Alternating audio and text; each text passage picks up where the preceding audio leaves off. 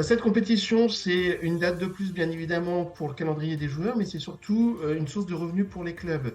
Alors, la FIFA envisage de donner un minimum de 18 millions d'euros pour les clubs qui participeront à cette compétition.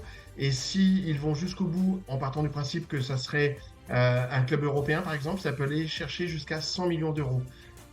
Pourquoi? Bien parce qu'on a un mécanisme comparable à la Ligue des Champions, c'est-à-dire un montant forfaitaire pour participer, 18 millions d'euros contre 15 pour la Ligue des Champions, et puis un montant par point, c'est-à-dire match nul ou victoire remporté. Et puis après, il y a le sujet du market pool, c'est-à-dire en fonction de votre marché de droits télé, une part de répartition. Et là, l'Europe est un marché prépondérant, d'où il y a un montant qui peut aller jusqu'à 100 millions d'euros pour un club européen. Alors, plus que l'économie des clubs, c'est surtout un match qu'il y a entre la FIFA et l'UEFA qui est à l'origine finalement de cette compétition.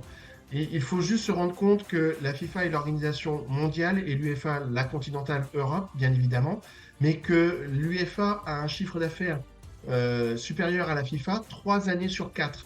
La dernière année étant une année de Coupe du Monde. Et donc, la FIFA cherche affirmer et réaffirmer son pouvoir et sa suprématie. Et donc, économiquement, il lui faut être plus puissante ou l'équivalent de l'UEFA. Deux options pour elle, soit faire une Coupe du Monde tous les 2 ans, pardon. Et ça, bah, finalement, tout le monde y est plus ou moins con. Ou l'autre option, c'est de faire le même produit, mais peut-être un cran supérieur à l'UEFA avec une Ligue des Champions. La première étape étant cette Coupe du Monde des clubs, avec 32 clubs, dont 12 Européens, les 12 plus grands, a priori. L'économie de cette compétition, qui est pour l'instant, on va dire, un pilote de ce que pourrait être une Ligue des Champions, ça reprend le format d'une Coupe du Monde, celle que l'on connaissait à 32 pays, hein, la prochaine va être à 48, donc ça reprend le format d'une Coupe du Monde précédente, mais avec un mécanisme assez classique, droit télé, sponsoring et des redistributions au niveau des clubs. Alors, si on compare avec la Ligue des Champions, son modèle économique, c'est les 2 tiers, voire même les 3 quarts des revenus de l'UEFA par rapport à ça. Ce sont les droits télé. Et là, on parle d'un contrat de 1 milliard d'euros. Historiquement, la FIFA visait un contrat avec Apple, parce qu'on est aux États-Unis et qu'Apple est le partenaire de la MLS. Mais là, elle vient de signer avec DAZN, DAZN, le diffuseur du championnat français, que l'on semble croire fragile en France, mais qui vient de signer avec la NFL aux États-Unis et qui donc là signe avec la FIFA pour un deal mondial. Alors, cet enjeu de cette compétition, il est à plusieurs niveaux. Premièrement, le jeu de l'économie entre la FIFA et l'UEFA. Deuxièmement, le jeu d'installer le soccer, notre football, aux États-Unis. C'est la première étape parce que derrière, il va y avoir la Coupe du Monde. Après, il va y avoir la Coupe du Monde féminine. Et puis après, il va y avoir les Jeux Olympiques de Los Angeles. Donc, au bout de ces 4 années, si le soccer ne s'est pas installé aux États-Unis, ça sera difficile de faire mieux. Et la cerise sur le gâteau, eh bien, c'est de faire un casting de stars parce que mettre sur le même terrain Cristiano Ronaldo, Messi, Mbappé, c'est quand même incroyable. Et évidemment que c'est de faire de ce produit un produit vendeur dans le monde entier. Maintenant, reste à savoir si cette compétition va réellement trouver sa place dans un calendrier pour les joueurs comme pour les clubs. D'où l'intérêt économique pour les clubs pour acheter leur intérêt. Maintenant, pour les joueurs, il va falloir voir s'ils donnent primeur à l'équipe nationale, à la Ligue des Champions ou à cette Coupe du Monde des clubs.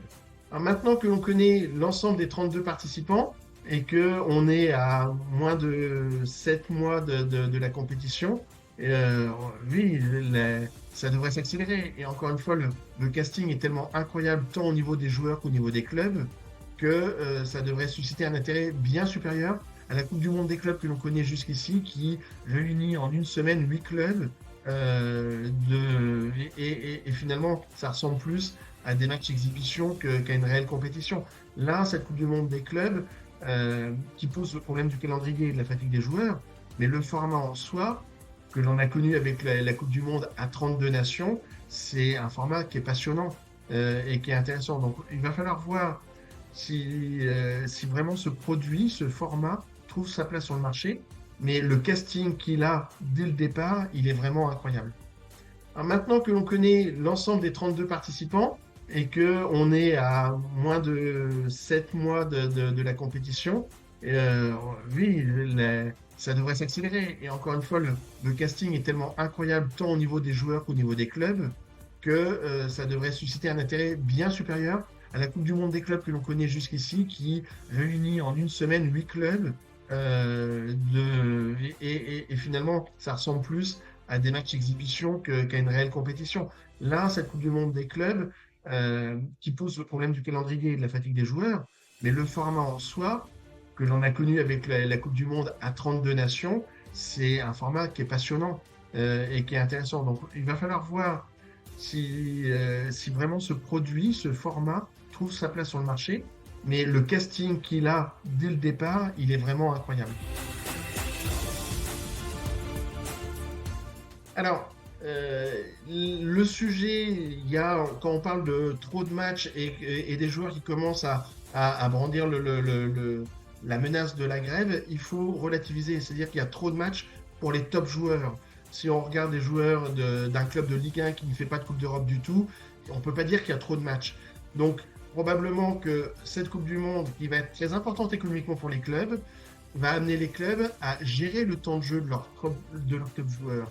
Et probablement où c'est une cible que l'on peut imaginer, le football pourrait s'inspirer par exemple du rugby avec une notion de temps de jeu ou de nombre de matchs à gérer au niveau des sélections comme au niveau des clubs pour les joueurs internationaux.